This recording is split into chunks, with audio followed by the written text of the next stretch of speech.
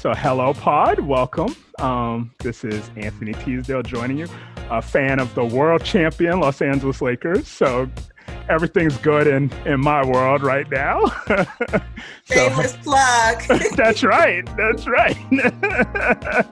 Hey, when you have the greatest player on the greatest team of the greatest franchise in the best sport, you talk about it. So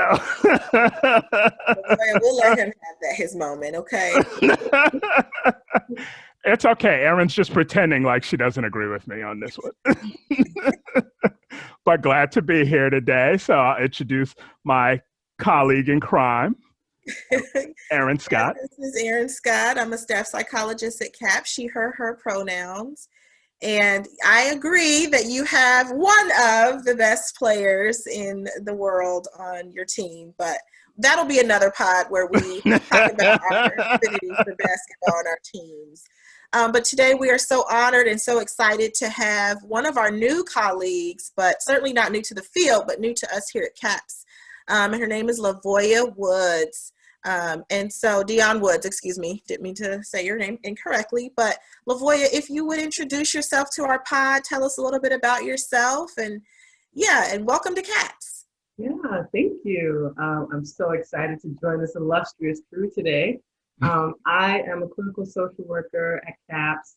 I've joined the Multicultural Health Program this year, and so I'm really excited to be teaming with our group of clinical social workers of color to support students of color on campus.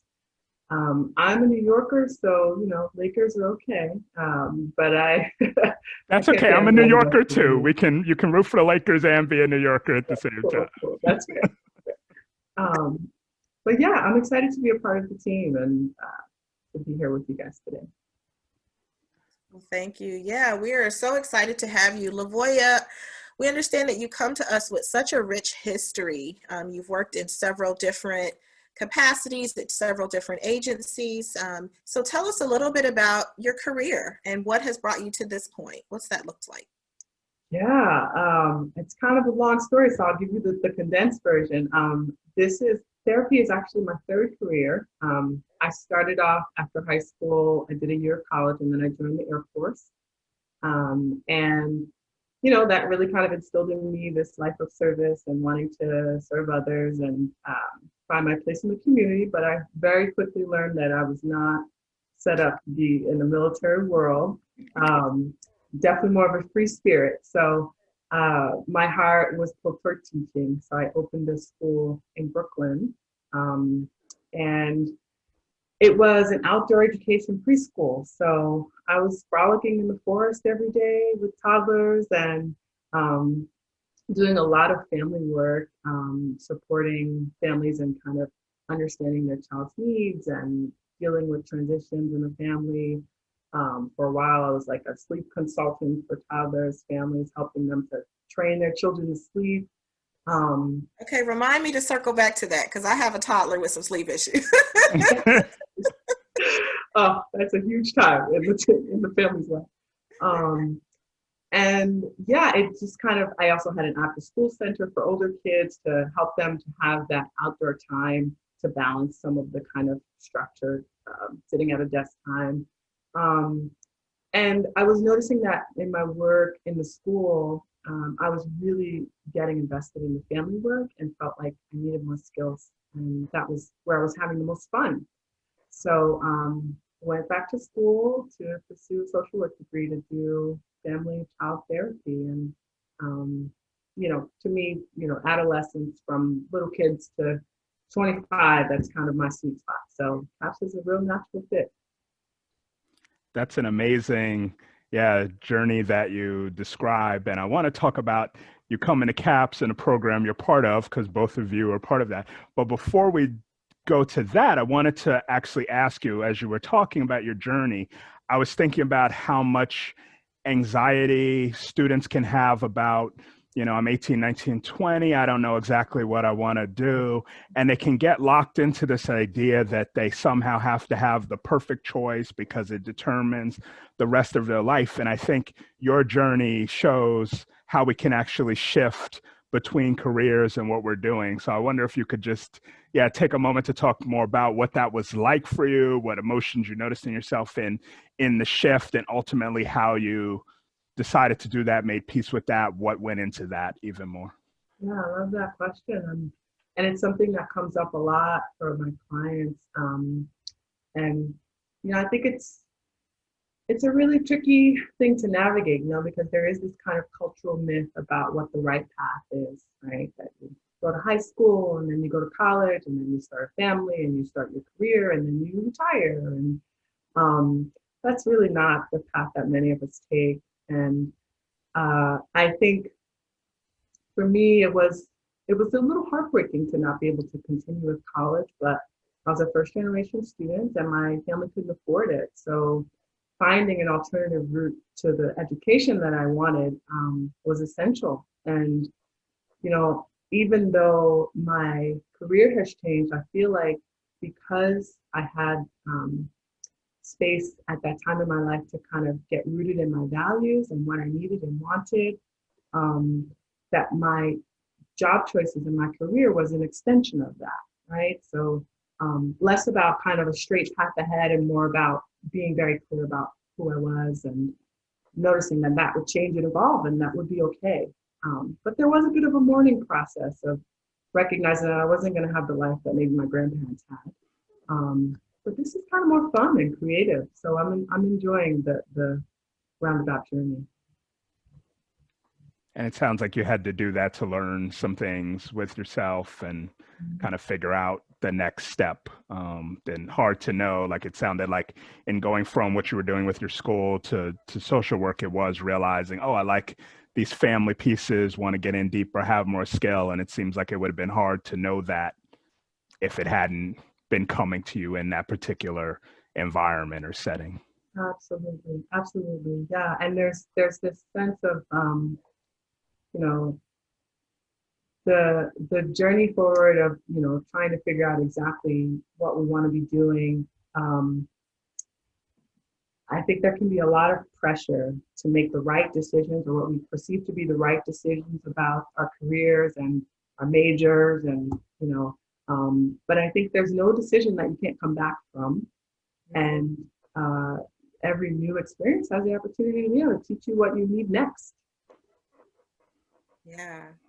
Wow. I mean, it just is so amazing to, again, hear your story and the things that you've done. I'm curious if you can tell us about the connection with the outdoors and healing, and not just for little kids. It sounds like you have some interest in outdoor and nature kind of therapy for adults, but how'd you get into that? And what is the connection between the outdoors and healing?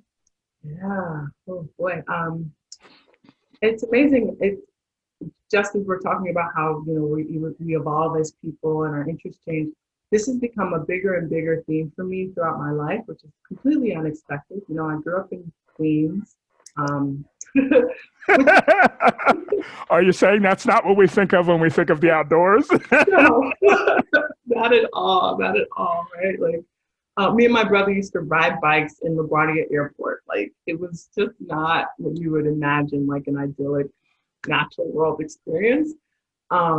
But Queens is kind of the suburbs of the city, and I spent a lot of time riding my bike outside, and I was definitely an anomaly in my family. Like, I loved bugs and I loved trees, and I was always climbing a tree, even though my mom definitely tried to keep me in a skirt. And it was just, I felt like I didn't know other people of color who were interested in those things. I wanted to go camping, even though I had no idea what that would entail. And I found that being outside gave me a sense of kind of calm and peace that maybe I wasn't always experiencing in school or in my family. And I would often try to encourage family members to take walks with me. I, as a young kid, I kind of got in this habit of trying to like fix everyone's problems, which, here we are. But I felt like in the family dynamic, there could be a lot of tension. And it just seemed to me that if we could just get outside and walk and talk it out, then we could find a solution. And so, yeah, that's kind of how it started. And now for me, you know, when I was teaching, it was a kind of a alternative to what I saw as a very kind of structured, testing-based schooling experience. Just recognizing that, you know, children are whole people too, who have a whole slew of needs outside of learning to read, and knowing that those things can happen outdoors. And I just like the experimentation of being in nature, that knowing that at any moment anything can happen, and you have the capacity to like meet a challenge and have fun. And I guess the last piece is, as a person of color, now in doing this work, I know that there is a history of harm connected to the environment. And, you know, there's been dedicated intentions to kind of keep folks of color from enjoying outdoor spaces. There's, you know, especially Native folks, right, that kind of separation from ancestral ties to nature. So for me, it's kind of like a returning back to rituals that have been a part of my legacy. Yeah. You know, as you say that, I'm thinking about in the last, I would say, in my generation, and maybe even a little bit before that, we're seeing a return to nature. We're seeing many more Black folks embracing vegetarianism and veganism, and just really being connected to using plants as food and medicine and healing. And so I really think this is, you know, kind of the zeitgeist of the time is to embrace that. But there's some privilege in that too. And so I'm just curious, in the work that you have done, whether it's with kids in kind of Brooklyn or even here at CAPS, how you sort of even the playing field, or, you know, because one thing about the outdoors is it's available to almost everyone. And so that feels like it's kind of levels the playing field and doesn't make it something that you have to have all of these, you know, amazing resources to access. What are your thoughts on that? I'm really glad you asked that. I think growing up in New York, what folks don't often realize is New York is actually pretty racially segregated. And you can tell the difference in experience based on how many trees are in the neighborhood, how many parks, how many public spaces are available. And throughout my childhood, as I started getting involved in more natural work, I would take the train into more affluent neighborhoods so that I could enjoy those experiences. So when I had my school, it was really important for me to find a way to offer scholarships and offer, you know, financial support so that families of color could take part in what was a really progressive education outdoors. And even now, when I do private work and I have ecotherapy sessions, which is exactly what it sounds like, therapy outdoors, I try to make sure that I have, you know, kind of a wide range of financial opportunities for folks to have access to that. But it is a challenge, and I think that doing sessions outdoors is a social justice movement. And it seems like also maybe some of what a little bit was in your experience is you tried to ask family to come with you, and some of that is just the discovery and realizing. And I think sometimes for certain groups, maybe we don't even think of ourselves as belonging in a certain space, or we may not even be aware there are spaces open, that there are state parks available or other spaces you could readily get into, and you don't have to have money or a lot of money to access those. But you may not even think about that, either not aware it even exists, or thinking that's not for me.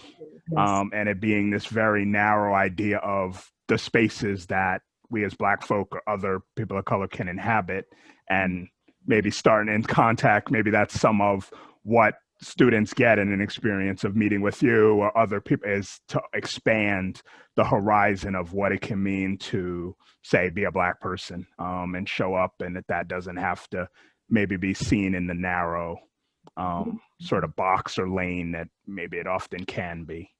Yeah, exactly. I remember being like made fun of by my white folks and Black folks, my family, and being called like an Oreo because I like to camp, and And I think, you know, like if you Google, sometimes I'm looking for images for events, and if you just Google hikers or yogis or naturalists, it's very hard to find images of people of color.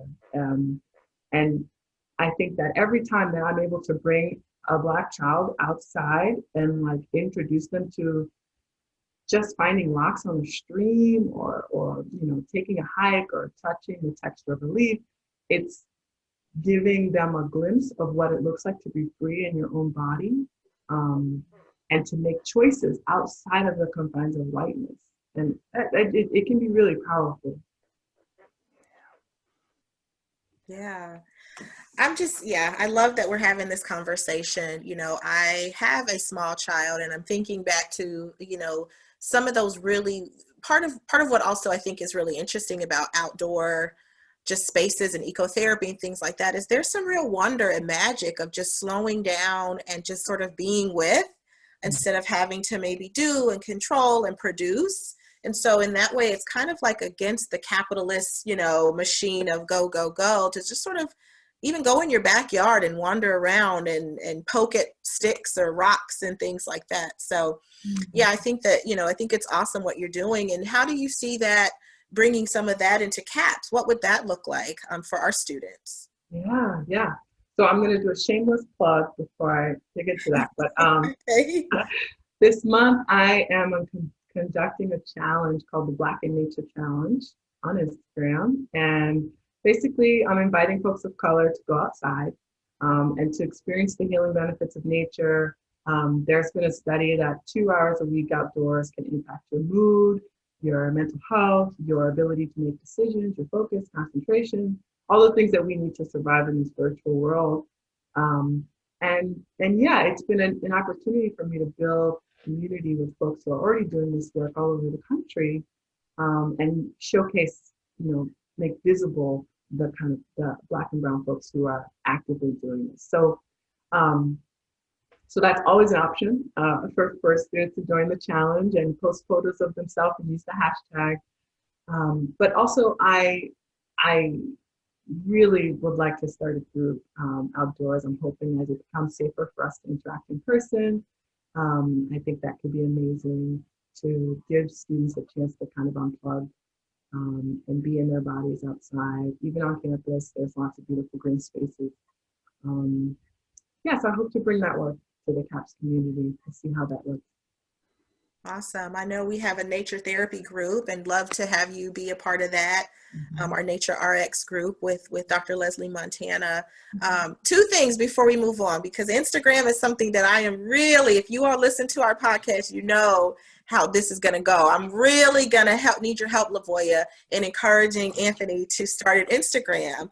Yes. For so many reasons, but mostly for the connectedness in the community. And he's an avid traveler and has a million amazing pictures of like the wonders of the world. And I think people, especially Black people, need to be exposed to that. So that's the first thing.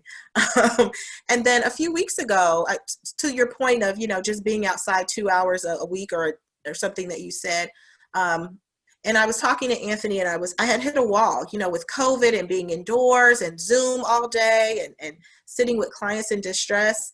And LaVoya, I reached out to Anthony and I said, you know, I'm just not feeling like myself. And he was like, try to go for a walk. It has really helped me just to get out. Maybe not, you know, the rigorous walk that you would typically do, but just getting out in the neighborhood. And I will tell you, it made a world of difference. I mean, like I wouldn't have even, and I tell people all the time to get outdoors. Like that's what we do, right? But I hadn't done it. And when I did it for myself, it really helped my mood. I felt energized. I felt more optimistic. So I think because of this isolation and the way that we have sort of structured our, okay, we'll just bring everything into our homes. And I don't often even get up in between Zoom sessions. Just getting out of this environment and getting out in nature and being mindful was so impactful to me. So I agree with you. I'm going to try your Black in Nature challenge and post about that. But I also need your help in convincing Anthony. Separate matter, but we need him to get on Instagram as well. Yes, I love that, Erinn. I'm just imagining you just like walking through the trees and getting what you need. So yeah. good. Yeah. And it's something that I've had to prioritize during the pandemic of, I like to be outside, I like to take walks, but now it's like mandatory. I can't, if I don't take at least 10 minutes outside, then I really feel different throughout the day. And if I am inside, like I have there's at least 10 plants in this office, but at home there's about 60 of them. I just like for wherever my eyes fall, I can see green. Yeah.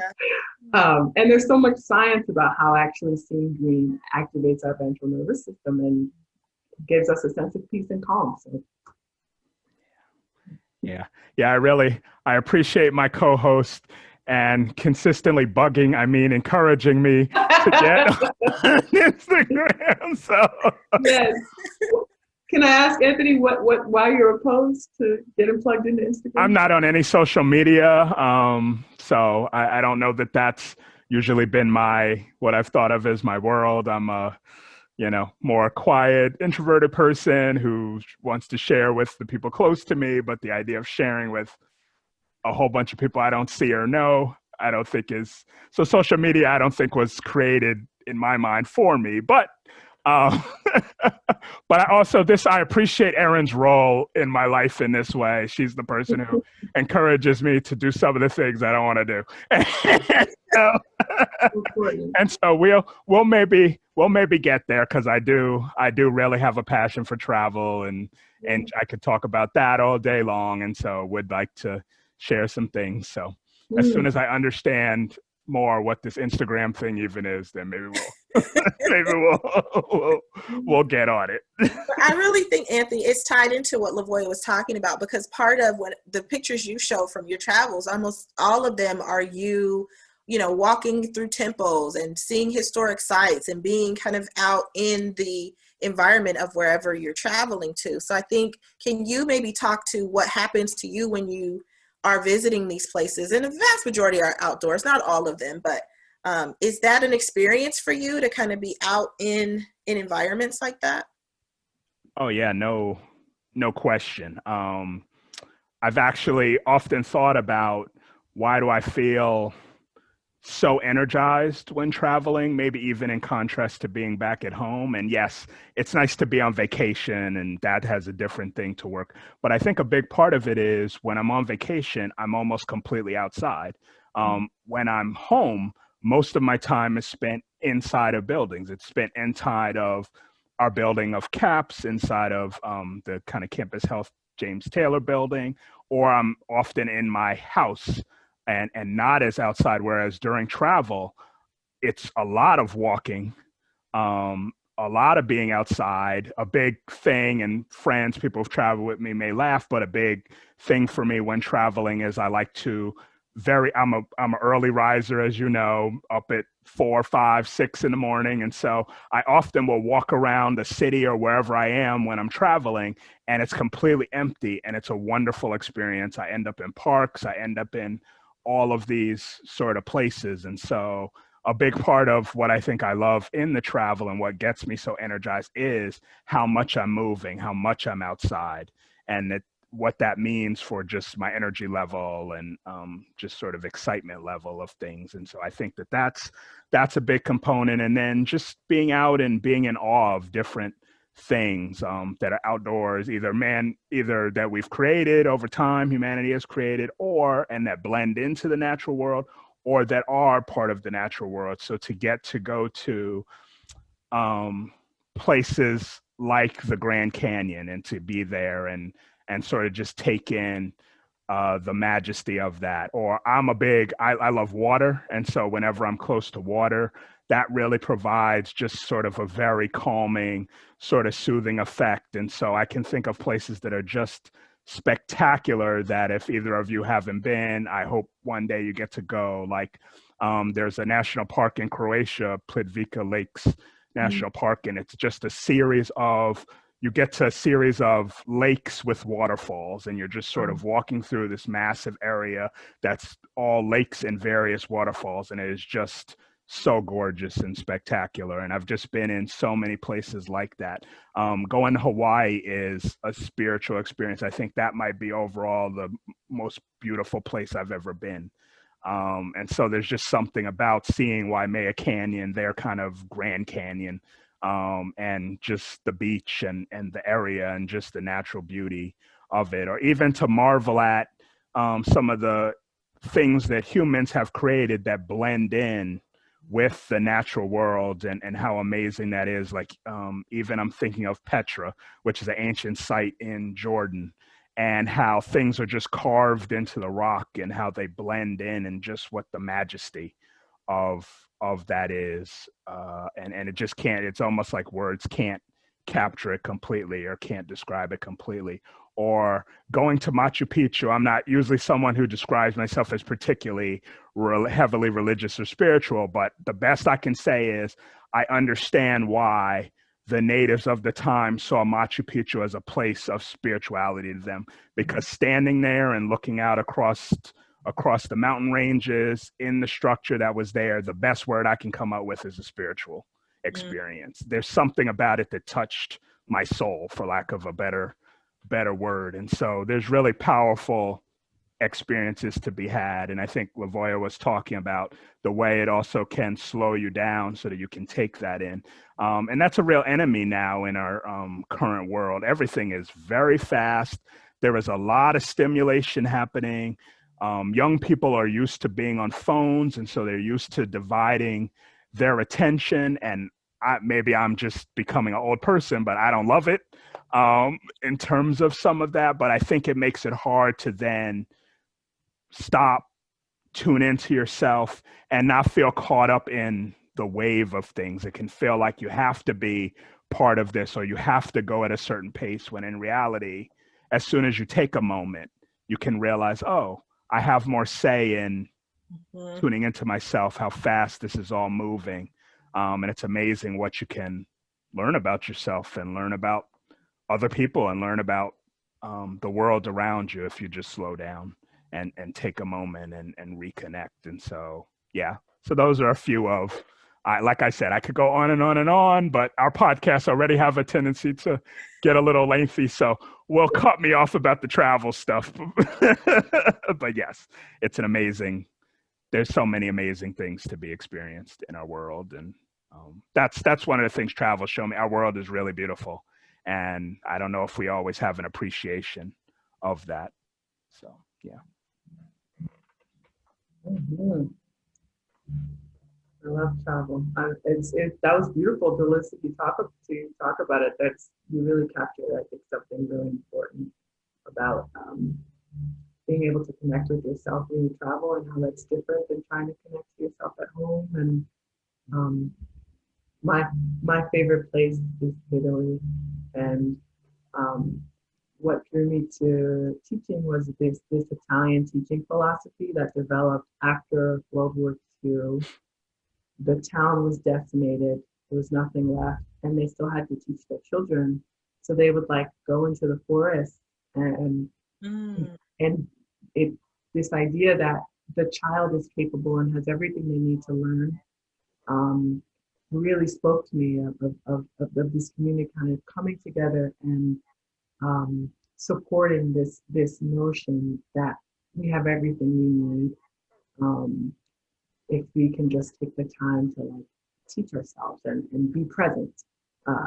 It's really beautiful. That sounds so powerful. And as you're talking, I know a big message for you, a passion point for you, is this idea of radical self-compassion, right? And so talk us through what that is and how you see that layering with some of the things we've been talking about, the slowing down, the realizing you have everything that you need, and how does radical self-compassion play into that? Yeah. This is a term that came across years ago. It's used quite a bit now in in anti-racism work, and really in a lot of queer focused work, fat phobic work, right? This idea that who we are is essentially worthy and enough. And I think it's really poignant to me because as a person of color, as a Black queer woman, I've had many messages conveyed to me over my lifetime, telling me that I'm not good enough, that my body is not enough, that I should change to be accepted, that who I am in my skin is essentially other and not okay. And that happens as early as I think the 18 months is when those messages start to permeate. So it's really in my work with folks and my personal journey, it's so important for me to be able to recognize that voice is not my own, right? It pops up all the time, right? When we're working on a task, maybe we have this thought of like, oh, you should have it already. Why isn't it better? Or if we're more obviously, we're looking in the mirror and we feel like my body would be better if, in our interactions with people, we, maybe feel like we're not smart enough or good enough. And I have been working really hard to recognize that that's not my voice, name it as an oppressive voice, and then speak back to it really radically, right? So that it's a daily practice and it takes a lot of work, but like today it showed up, I was running a bit behind, and I thought, oh my God, I can't believe this, it's so irresponsible, this isn't a good thing. And then the radical self-love spoke up with like, it's okay, you're human, but you did a lot yesterday, you're tired, it's all right, the person will understand, this is a part of being a person, right? So just doing a lot of self-talk where I'm thinking of myself was like this radical being that's worthy of radical love. And it really is something that I use a lot with clients with anti-racism work, of healing from racism, by developing a new story about yourself that is radical, because the story we have been told is pretty radical. It's pretty radically negative. And so we need an equally radical story to counter it. Wow. That is so powerful. I'm thinking about, we share identities as first gen, as Black women, and I think that particularly I see it with my first gen students, of this idea of I've got to keep pushing forward, doing more, adding more to my plate. And part of that is probably reaction to imposter syndrome and maybe not feeling like this is a space you can own and exist in. But I'm thinking about ways to challenge that, and how maybe some of that is wrapped in just what you're talking about, that radical, right, self-love, and identifying that voice is it's not factual, it's not accurate, and being able to challenge that back. But speak to us about your first gen identity and how that has informed whether your work or your work with other students, and also that idea of radical self-love. Yeah. This is a big one. I wanted to, the kind of running joke in my family is that I wanted a PhD when I was 6 years old. When I first learned about what it was, I was like, wait, I could go to school forever? Okay. And I didn't know anyone who had a PhD. I didn't know anyone in my family had finished, had the opportunity to finish their bachelor's degree, or even had the opportunity to imagine a life where they could pursue a bachelor's degree. And so, I already knew that accomplishing that was a big part of how I was going to push back against kind of racist narratives about my life. And, that not being able to do that in the traditional path was really hard. And there was a lot of negative self-talk about how I wasn't good enough and how I was failing my family by not being able to move forward with my degree. And so I became a non-traditional student, right? It took me almost 10 years to get my bachelor's degree. And, people in my family would say, like, just, it's okay, you don't have to. Why keep going? But it was something that was really important to me and felt like a piece of a larger legacy of having access to the larger culture. But yeah, there was a ton of negative voices in my head telling me that I wasn't, that I didn't belong in these spaces, that, you know, I was bringing, that I wasn't bringing all the tools that were required to succeed.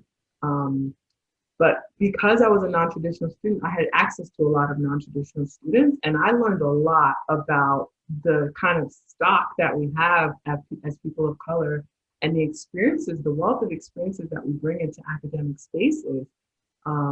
It's not always validated as knowledge, but it is incredibly rich. That kind of community learning. It's been a huge part of my academic work, is honoring those experiences. And I think I've lost sight of your question, but I hope I'm hitting on. Yeah, no, yeah, you spoke to your first gen status and how you had to really, you know, combat those messages. And I think the idea of like pushing and going and, you know, constant achievement, sometimes for some first gen students, particularly at Carolina, I've heard this message. The idea of like resting when you're tired just doesn't, it feels like a luxury that students feel they can't afford, because there's always that next assignment. And I'm sure lots of students, if not all students, feel this way. But I think particularly for our first gen and our students of color, there feels like a race that you're running where at any moment, if you slow down, it could overcome you and you could be washed away. Well, I even said that the imagery of it just feels like there's just this, you know, you're just constantly trying to stay ahead of this maybe big wave that's coming. Mm-hmm. And so I was talking to a student about rest being really radical, you know, it's revolutionary for you to rest when your body's tired, honor what you're feeling. Know that that doesn't mean you're not going to get this assignment done or you're going to fall so terribly behind that you can't make up. But how much better can you approach it if you're rested? Mm-hmm. And that's a message I don't think many of us hear, certainly from corporations and industry. We don't hear that. We hear this idea of go, go, go, produce, produce, produce. Mm-hmm. So I love this idea of radical self-love and being able to name it and then being able to gently challenge it with the truth. Absolutely. And something you said about that wave kind of washing over you is also feeling like left behind. That was a big feeling of like, I'm so behind, you know, I'm supposed to have hit this milestone at this age. But I think part of radical self-love is acknowledging that your needs and your path is going to be different, or maybe different from the mythical path that's set before you, and having enough self-compassion to say, maybe your path is better for you. And maybe it feels better for you if we can let go of the kind of rigidness of what we perceive is supposed to be happening. Yeah, I love the discussion that's happening right now, because I really see, for me in my own work in therapy, I would say the vast majority of people, if I had to guess, maybe in the 70% to 80% range, I would say at some point in doing the work, you get to this bump up against this way of treating yourself so harshly, of thinking you're not good enough, how that connects to an idea of not being good enough to be deserving of love from other people, of acceptance, of being good enough as you are in your flaws and in the things that are not flaws that you may have been told are flaws or bad things about you, such as a queer identity.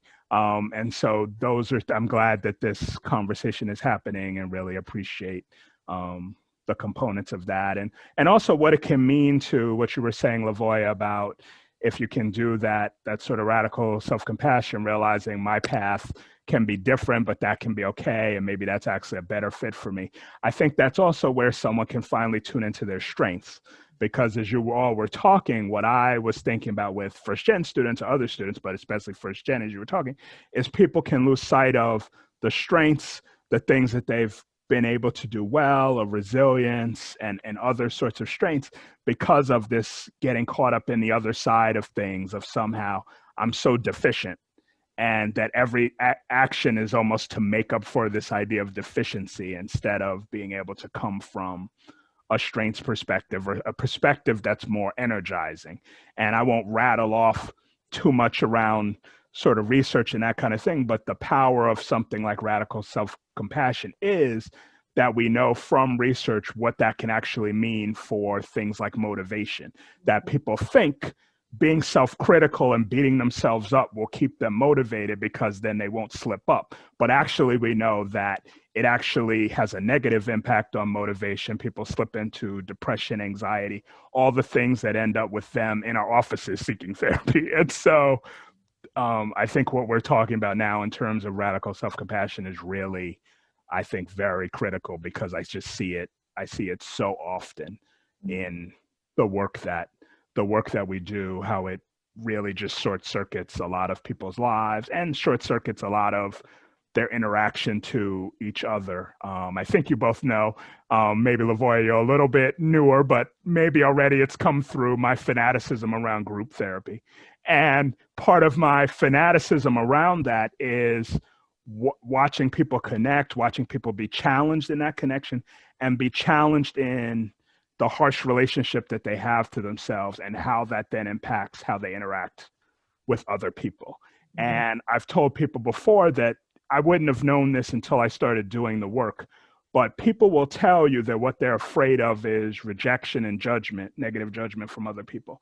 But actually what I often observe within the group especially is what will make people the most nervous is the love and caring that they get from the other group members, that they don't know what to do with it. It freaks them out. And they say to themselves, are you really talking about me? Do I really deserve this? And that's what the kind of thing that I think of as you talk about the radical self-compassion, because that's really hard to watch. It's a sad moment for me because I often see it in the people who I would say have shown up in the most beautiful ways, have been so compassionate towards other people, so caring. You can tell they're like gonna run through fire to take care of other people, to take care of community. But then when that's coming back to them, they're sort of saying, please stop and get away from me. And that's a really difficult thing for me to watch. And so as you talk about radical self-compassion, I just in some ways think we can't highlight it enough and talk about it enough. So I'm really glad that that you both have been talking about this and brought this up and talked about it in the context of first gen students, but I think in terms of just human beings, this is so critical. So thank you for your conversation with that. I almost feel like we could go in more. There's so many more questions I want to ask both of you about, like first gen status and other things. And Erinn and I do these talks, but actually we have not often talked about your experience around that, what drew you to first gen group. And yeah, I think, it's so interesting to me because I think the vast majority of first gen students I don't remember thinking of myself as a first gen student.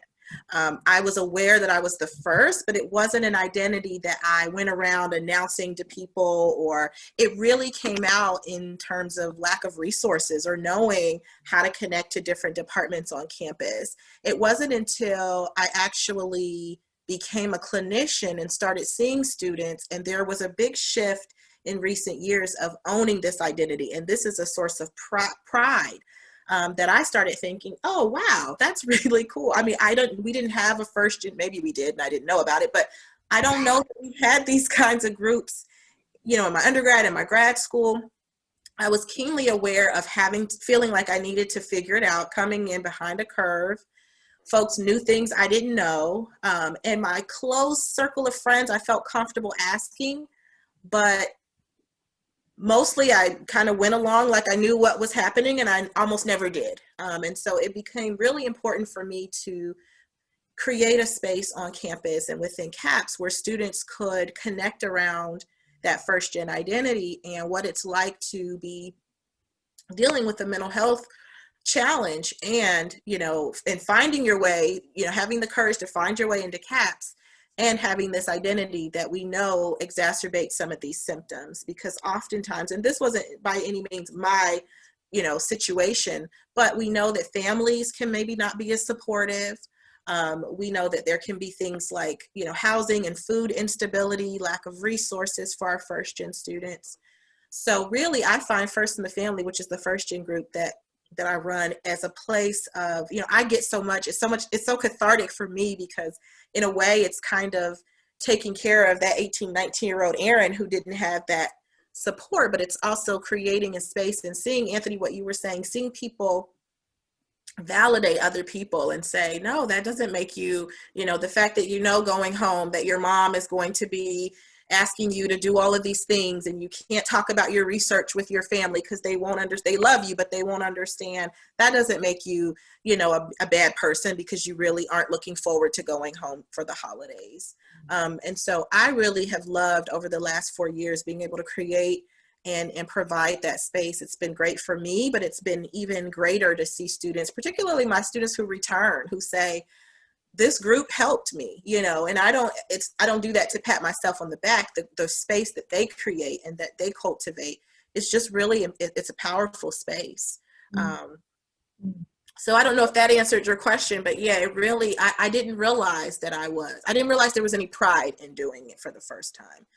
I was proud of myself, but also I was a student who came from a background, was like the smartest of people with limited resources. And so when you go to a large university and you're maybe the top in your class, but you look around and you realize, oh, wow, these people have like summer reading lists that I've never heard of.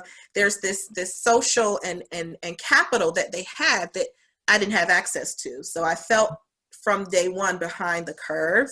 And luckily, a lot of my friends, again, we didn't call ourselves first gen, but many of us were also first gen. And so we were able to sort of, if we heard of a resource, we would share a resource, or we would get together in study groups, and we kind of did it that way. But I did notice a divide between my friends who had parents who, you know, were high achieving, had gone to school, they knew how to access, they had maybe spent their summers or they went to homecomings, they kind of knew the collegiate experience, they knew what to expect. I had TV shows, you know, I had Different World and things like that to kind of teach me. So it's a real passion point of mine, and, you know, it's a legacy that I'm happy to have created at CAPS, but mostly I'm proud of the students that are courageous enough to claim that identity and then want support around that. Mm-hmm. Yeah. That would have been so powerful to be a part of when I was in school. I love that you're doing that. Yeah. And I think you speak to, Erinn, maybe the ways people don't even realize certain things, like you were saying, and going through that maybe wasn't an identity you were even really thinking about. Or so in some ways it was hard to ask for help in certain ways because you're not even maybe conceptualizing what's your experience in a certain way. And so I think that's the power of having even groups like that, where you can see and see, maybe someone for the first time could see, you know, CAP's website, see First in the Family, what's that? And read the description and say, maybe that applies to me, and then come and then continually hear stories that match their own. And it starts to challenge that idea of you're the only one in this, you're the only one having this experience, and that it's okay that this experience is difficult, and it's okay to celebrate the triumphs in that experience as well. Yeah, the one I would say consistent feedback that students say from semester to semester is, you know, there's this idea, this invisible identity that, yeah, I was walking around first gen, but it's not something that I felt maybe any way about. It just was. But here I can kind of own that and have some pride in that, and hear other people who are doing amazing things. And yes, there are some, you know, difficulties with that, but there's some really pride, you know, moments of pride as well. And so yeah, again, it's a passion point. I could speak forever about it. I didn't realize we hadn't really talked about it in this format, but I think it's really cool. And one of the outshoots of that is the Multicultural Health Program, which targets in particular our BIPOC students at CAPS. But among first gen, we know that there's the Covenant Scholars, and we know that there are low income students. And we know that, you know, as we sort of look at intersections of identity, that there's a group of students that we're hoping to capture and to support who are first gen, low income BIPOC students. And I want LaVoya, if you would, to talk a little bit more about the Multicultural Health Program and other pockets of students that we're hoping to support through our efforts. Mm-hmm, mm-hmm. Yeah, I'm so excited about being a part of this program. It's, you know, The program targets, as Erinn shared, BIPOC students on campus, and we're really trying to tap into the resilience of these students and offering support in as many ways as we can, you know, focusing on brief treatment, right? So getting folks connected to services to help them through mental health struggles, helping them through, you know, transitionary issues, you know, cultural shock, you know, that the specific challenges of being a Black or Indigenous person of color on campus. And we're starting to build liaison relationships with student groups on campus who are already involved in this work, who are already supporting students of color, and making sure that they know that we can be a resource that can provide support.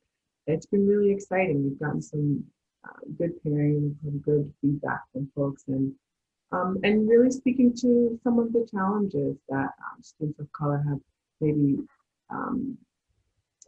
encountered in their time at UNC, and giving them a safe and open space to reflect about that without judgment. And you know, I know in my own therapeutic journey, it was important to me to pair with a counselor of color. So we want to make sure that students have that capacity. I think that's important. Yeah. And can you, am I right in also assuming that a part of this program is the idea of how do we take CAPS outside of CAPS in a way? How do we outreach? How do we go to where the students are as opposed to them coming to us? So there's a little bit of a, we've been doing outreach at CAPS and quite a lot of it, but I wonder if there's still a little bit of the philosophy shift or additional resource to be able to not just think of it as people come to us. So I wonder if I'm on the right track with that. And if so, if you all could speak more to that philosophy, vision part of the program. I think so. I think, you know, Erinn and Cherish are the visionaries. I think they could speak more to that. But I know for me personally, it seems important to recognize that folks of color are really good at creating safe pockets of safety, creating pockets of safety within primarily white institutions. And yeah, we want to be able to reach out into those spaces and kind of extend an arm of care and support, letting them know that there's a bridge, right, to CAPS. Absolutely. And we know there's a stigma in the Black community and BIPOC communities of seeking services and mental health. And so part of our vision is exactly that, to embed ourselves in student groups and through the liaison relationships through departments on campus, to be there, to be a person that they know LaVoya, they see LaVoya, she's in outreach, she's in student meetings. And so if a student is struggling, they may be able to connect with her, if just to consult on what the next steps are, how to get connected to CAPS. You know, we want to reach students' needs. And we know that students, we find that our Black students, that our BIPOC students that are coming in have overcome significant messages in our community about what it means to seek services. So we want to make that a little bit easier for them. If they see us in the community at Carolina, they see us in outreach, they see us in these liaison roles. And once we're back in person, they see us on campus passing out infographics and they see our flyers, they're going to be more likely to seek us out. And it's been successful so far. We've had a lot of outreaches. We've been developing liaison relationships with the med school, with the Covenant Scholars Office, with the Peace Program. And so, and you know, these are just a few. With athletics, these are ways that we're trying to embed ourselves in these departments so that students see us, know us, and can use our services. Yeah. Really, really exciting program, exciting times at CAPS, and exciting because then we get to welcome new colleagues like LaVoya to join us and be with us at CAPS. So very excited for this. Are there other things you all would want to say with the program plug at this point? Yeah, we are on social media. You can follow us on Healthy Heals. We also have a website. You can connect through us through the UNC CAPS www.unc.edu and click on the Multicultural Health Program. You'll see LaVoya, you'll see our other three amazing therapists, and then myself and Cherish as the co-coordinators. Send us an email. We're happy to walk you through how to connect. Each student that wants to be seen for individual therapy will have to go through a phone screen appointment, but this is a very brief appointment where you'll speak with a CAPS staff. They'll sort of get a sense of what's going on, and then we can work to get you connected to one of our providers. So we're here to serve you students. So please, if you're, want support, need support, reach out to us. And then look for us in different outreach capacities. So we've got an outreach coming up, LaVoya, if you want to speak to next week. Yes, it's really exciting. We're starting a series of workshops, of care workshops for BIPOC graduate students, specifically those who are in developing skills in helping profession, right? So working through the kind of specific challenges of helping the helper, right? And what it looks like to provide support for yourself and to tap into community support as a graduate student that will then support you as you move forward in your career. So yeah, our first one starts on Tuesday. It's called Combating Racial Stressors in the Graduate Environment. So on Tuesday at noon. Very cool. Very cool. Yeah. Well, I know we're around the 3 o'clock mark, LaVoya. Are you able to still hang with us a little longer, or do you need to? I'm okay. Okay. Okay. Very good. So I'll segue. In some ways, this connects because you're talking about how we serve minority student populations. And so that makes me, eventually I always go to group. And so I'm like one of those toys. You pull the string on back. I only have like 5 responses. One of them's always group.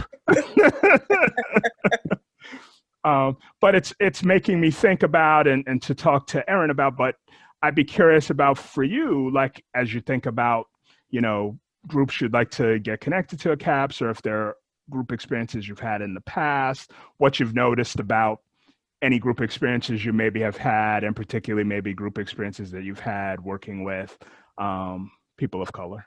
Yeah, I love groups.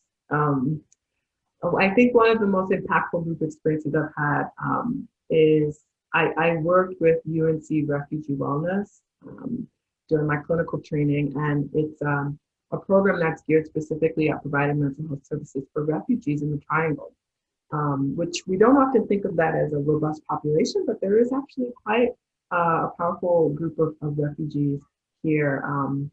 And it was, I love travel as well, and I love being connected to international narratives. Migration stories for folks who have been involved in the kind of many layered experiences of having to make that transition, whether through choice or forced migration.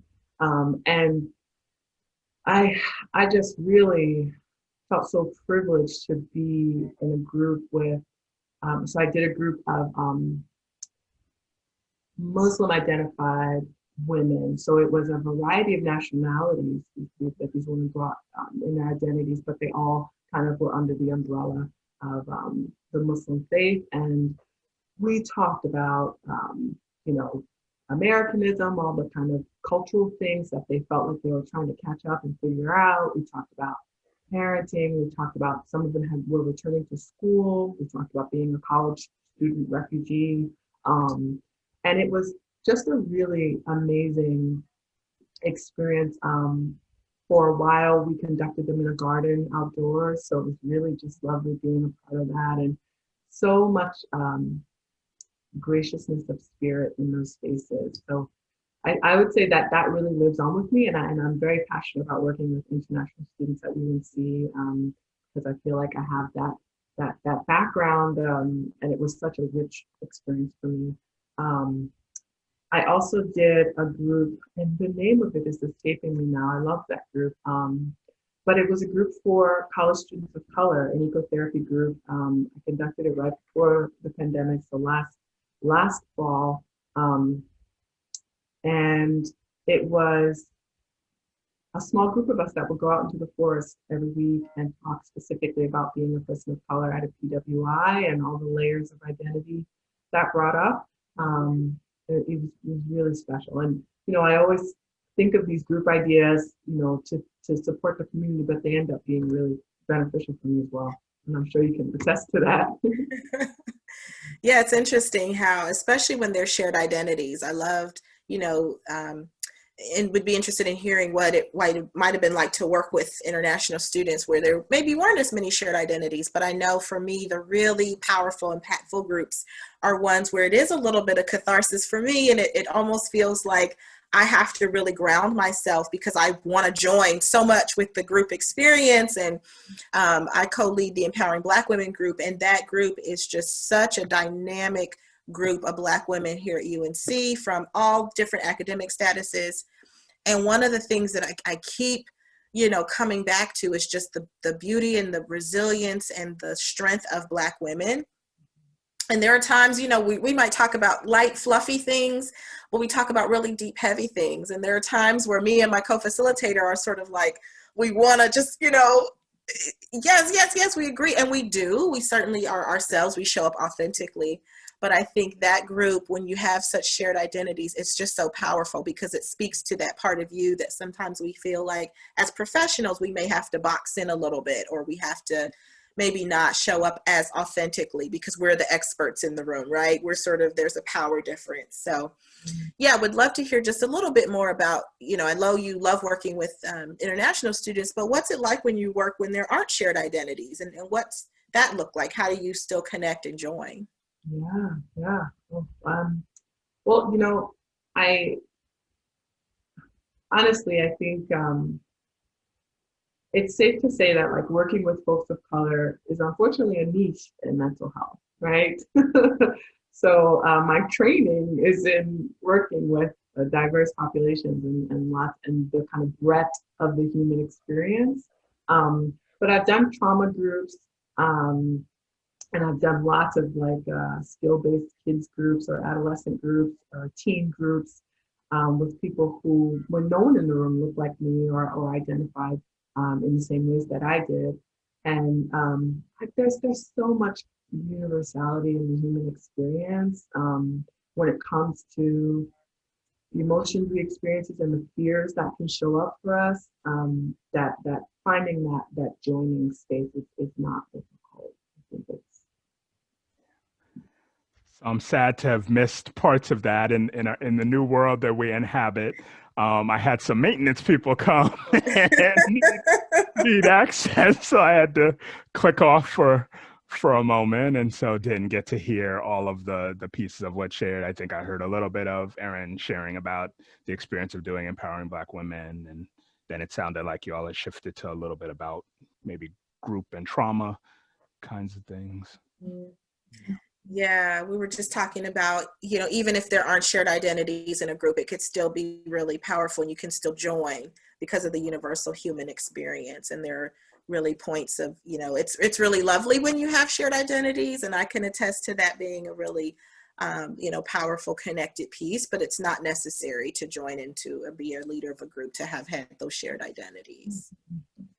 Yeah, I think it can be both, like you all are saying, because one of the groups I do is our Connections, Understanding Self and Others group, and that's a group where people are coming from with every kind of identity, any kind of walk of life, and it's very much a mixed group, and people can come in with that thought of, am I going to be like anyone else? Or maybe even there may be some older students or graduate students who wonder, oh, should I be in a group with undergrads, or will it be okay if I'm in a group with people that aren't my same age, and think that that'll be an important component, or somehow it will disconnect. But then you find you get in there, and then you get into some common humanity sorts of experiences of whatever your age, you could still relate to ways that it may have been difficult navigating your family, or you may have felt rejected before, and how you might have internalized that, and now that's impacting how you show up with other people, or experiencing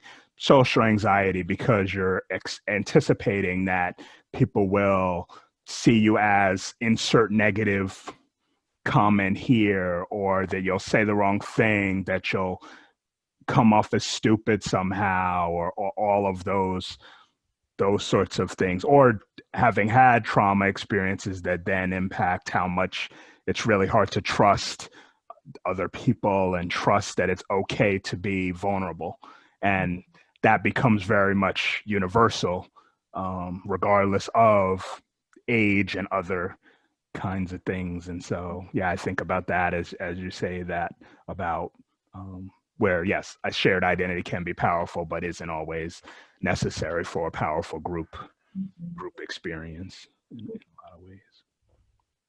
We're going to keep picking LaVoya's brain because she signed up for at least 15 more minutes of this with us. So one thing that I know you've mentioned to us you're really passionate about and you really love are books. And so tell us about, your eyes just lit up when I said that. Tell us what you've been reading lately and how it impacts how you show up and the work that you do for us here at CAPS. Okay. Oh boy. So Anthony, if I was a pull toy, books would be definitely one of my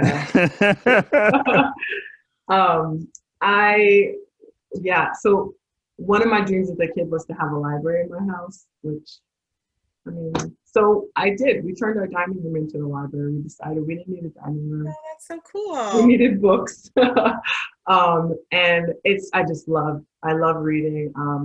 As a kid who was, experiencing the impacts of like intergenerational trauma, trauma that's kind of passed along, it was a great escape for me. So as an adult, I think when the pandemic first started, I couldn't read anything. It was just, my brain was so scattered and it was really hard to feel grounded enough to read. But now, it's been almost 8 months, I've been reading a lot of Afrofuturism. So authors like Octavia Butler, Nnedi Okorafor, she's a Nigerian American who writes specifically about like African futurism. So, and I am right now for what I need during this season of time, during this pandemic and this election, I know that I need authors of color. So it really feeds me to read Afrofuturism because it's, actually, this is not my quote. This is from Janelle Monáe. She's a singer, actress, everything. Yeah. Oh my God, everything. But her whole perspective is also come from like an Afrofuturism perspective, and she talks about how she loves imagining a world with Black people in it, and that really speaks to me as like I want a future where me and my descendants are an active part of it.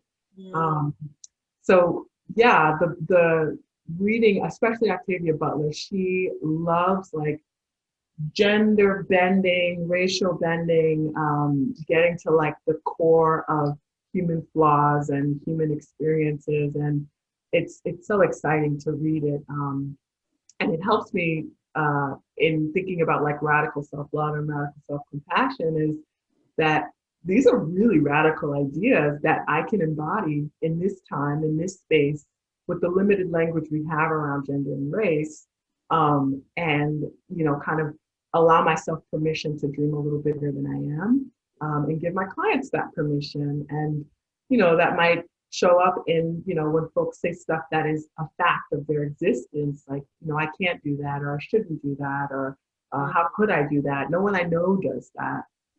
Just offering some, what if that were a possibility? What if you could allow yourself a little space to dream about what it would look like to make a radical decision?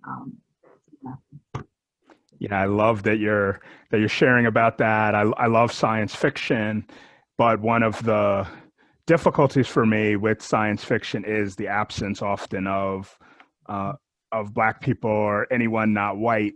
Even in the descriptions, you can sort of tell it's not there if you're reading a book, or particularly in movies and any kind of media. And it particularly annoys me because it shows you how people aren't even thinking about the casting or inserting that in, because there's no real reason people of color couldn't be in those spaces. You know, if someone makes a show about life in Utah, I'm not going to get upset if you don't see a lot of diversity, because that's not realistic to the setting of the time. But when you're in outer space, or you're not even in our universe, and still you don't have anyone there that's not white, that's where you get to see that the people in power, white people can often just have a view of, they only see themselves in those spaces, and people that, and they don't, and it's not even thinking about who else could be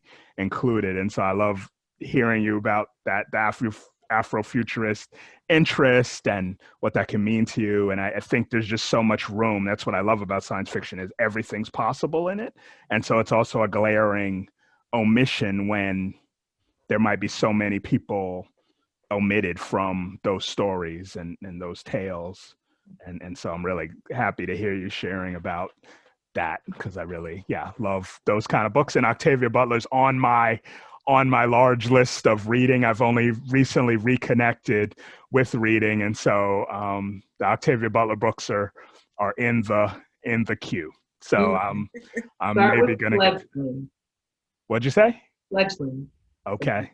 Oh, vampires, old black lady. Oh, it's great.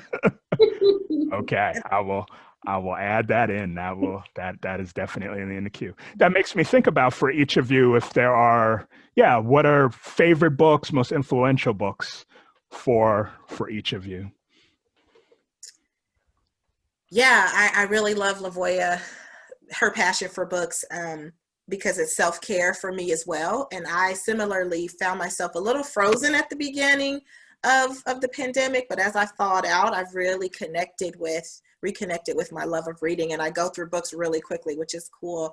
My most influential book, I have always loved reading. I was the kid with the flashlight under the covers as a kid.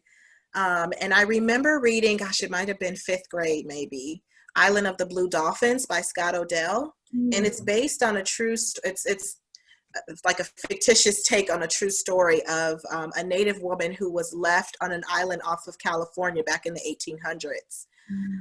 And she's there for 18 years by herself on an island. And I remember reading it, and I think it sort of planted the seeds of like female empowerment in me, of like, this is pretty, phenomenal that this is based in, it's historical, but also that this woman survived on her own for 18 years, started as a teenager and lived on her own and survived, right? And so I remember that being that's always the book that I should reread it as an adult, because I wonder if it'll have the same impact. But I remember it very much, encouraging me when I felt like I couldn't do things. And I'm like, of course, I'm not like as powerful as she was. I don't think, those who know me know I can't survive 10 days without some human interaction, but just the human spirit, the resilience, the grit that we have when faced with, very difficult circumstances has been something I've been able to draw on, even as an adult going through difficult circumstances, of like,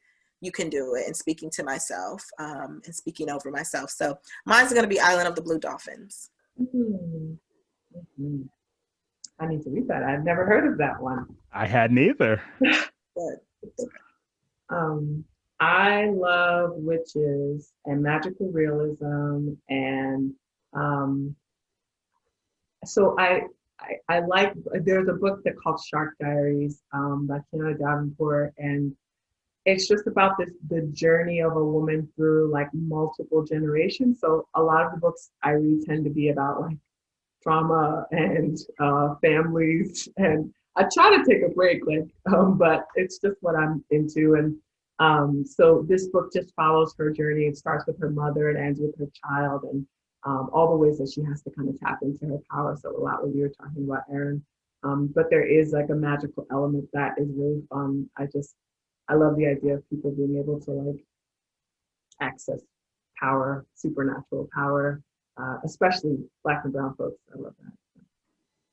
Yeah, that's really cool. How about you, Anthony?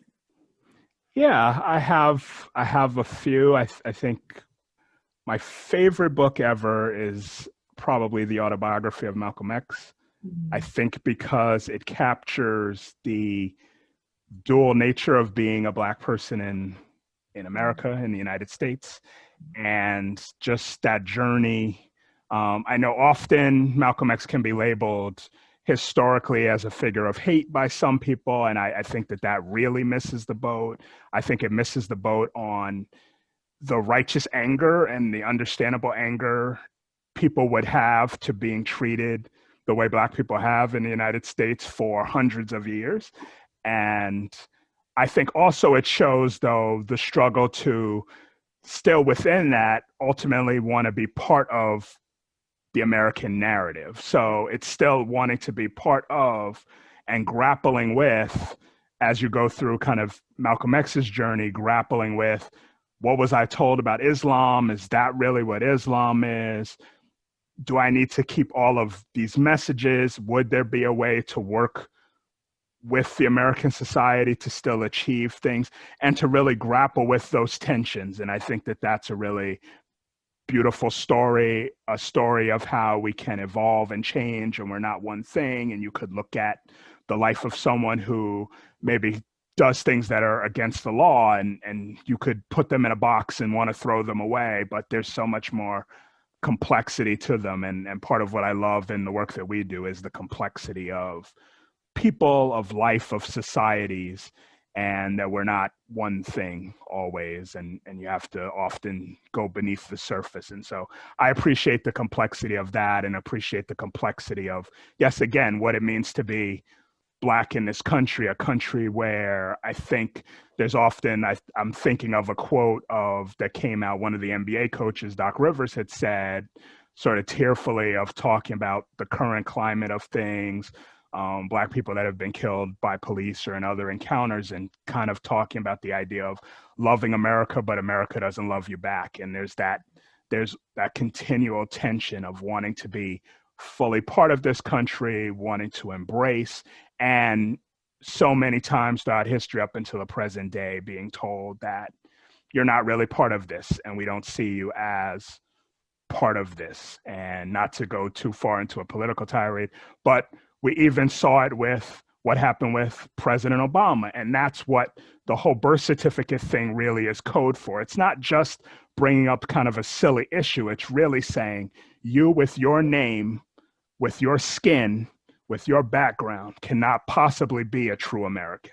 Mhm. And that's the narrative that has frequently been fed to Black people and other people within this nation. And so I appreciate what the autobiography of Malcolm X means for that duality, conflict, struggle in identity. And so that's a really meaningful and powerful book for me. And then there are other ones. Irvin Yalom is a really great writer, therapist, and so very influential, and so has a lot of writings that mean something to me professionally. Another professional book that's meant a lot to me is called Loving Someone Gay, which is a book that really has meant a lot to me in a variety of ways in my work. But one of the most powerful things that I've taken from that is there's a section that talks about the idea that I know people like to say, oh, these are negative feelings. And I don't really subscribe to the idea of labeling feelings as positive or negative. Feelings are just feelings. We have them for a reason. And that really comes from that book. And the idea of getting that idea, and that idea was revolutionary for me in a lot of ways and transformative for me in a lot of ways, and made so much sense to me, because as soon as you start to label certain things and label feelings as negative, it makes sense. Then people think, I need to get rid of this. I can never experience this. But it misses the mark of our full humanity in so many ways. It misses the mark of, I think I talk with people about, I know sadness, for instance, can be something uncomfortable, and we can think of it as something we never want to experience, never should experience. But if you think about sadness in the context of something like grief and loss, the sadness is there in part to honor that you had something special that you now can miss. And so there's something important to that sadness. It honors something. And so that book was really important professionally. And so that's a book that's really meaningful to me. And then the last book I'll mention, because I like history a lot. My parents for Christmas one year got me a book called Team of Rivals, which is a book that the film Steven Spielberg took some of that book and based the movie Lincoln on it.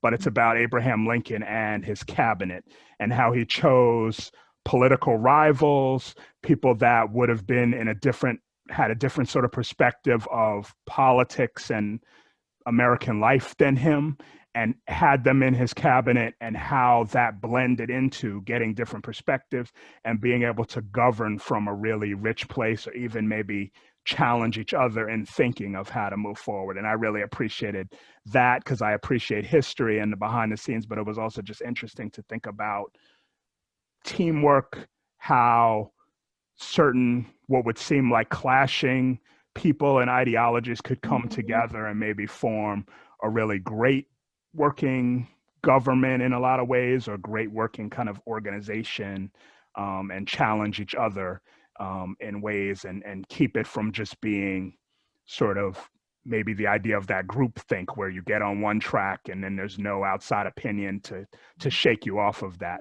And so I really appreciated that book as well. So that's a few of that I'll mention that have been fairly influential or meant something to me.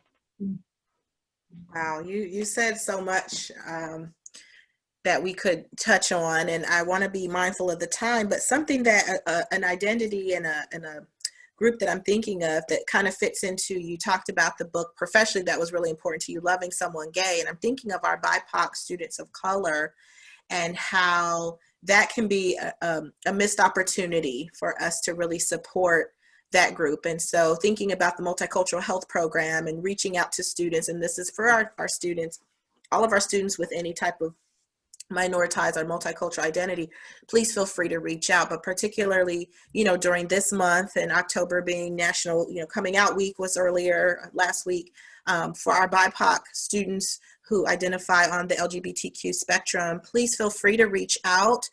We want to support you. We know the LGBTQ Center is there to support you as well, and we work closely with the individuals in that center as well. But that is a group that we really want to make sure that we have programming that is supporting. And so I want to just plug that group as well, and thinking about how that, professionally, that was profound to you, thinking about the coming out process and how that can, there's a lot of messages that students can get, and some of those, of course, are negative, just in how we have, as a society, not done a really good job of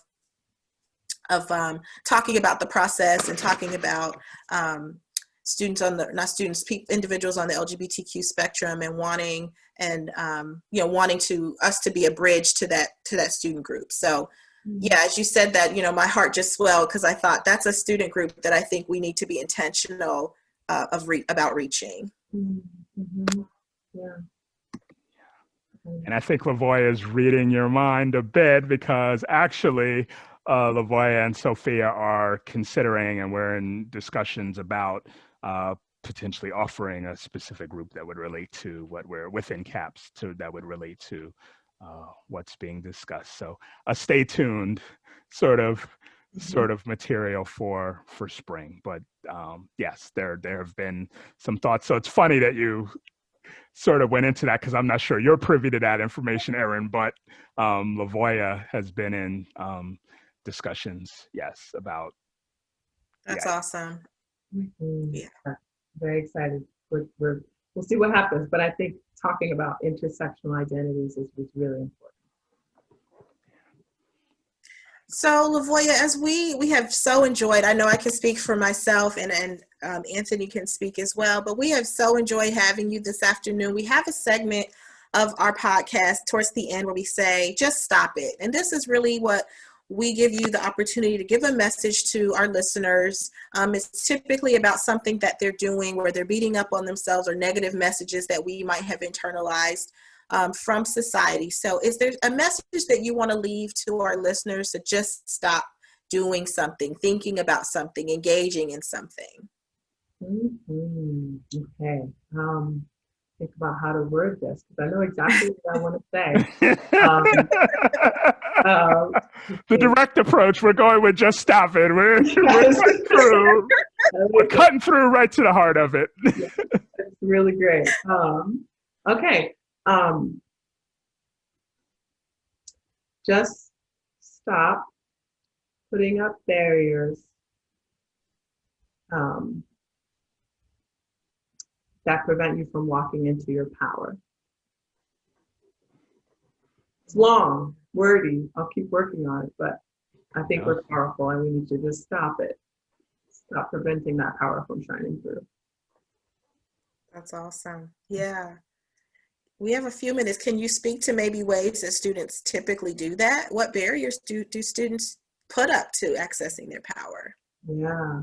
I think every time we have a thought that surfaces about how we can't, right? That's not within my,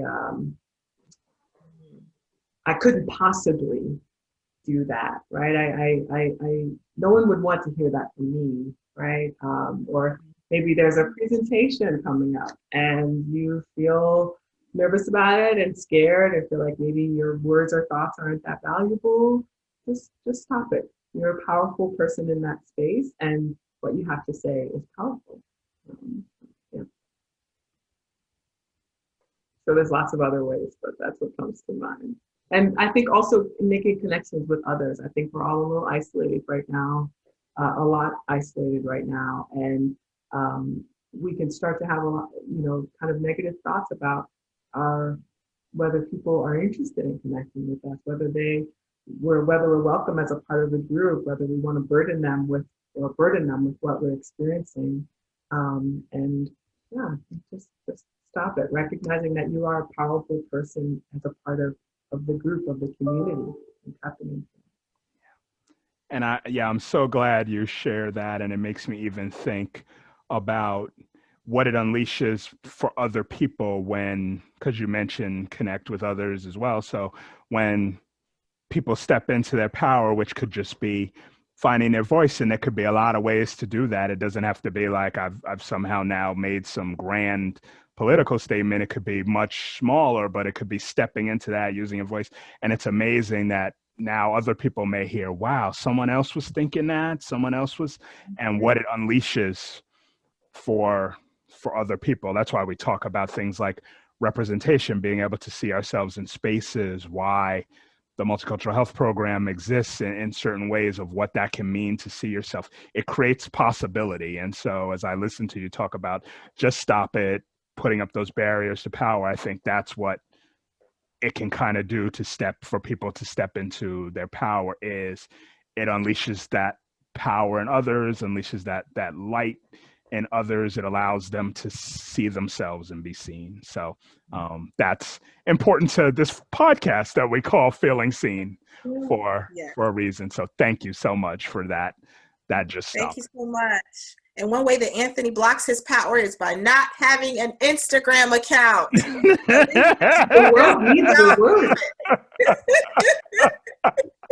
This might be one of those times I'll use my power of editing to take that out of the podcast. We'll see.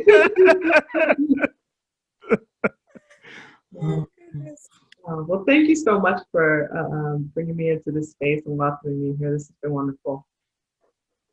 Thank you so much. Yeah, it's been wonderful to have you. Okay. So that is it for Feeling Seen, the UNC CAPS podcast.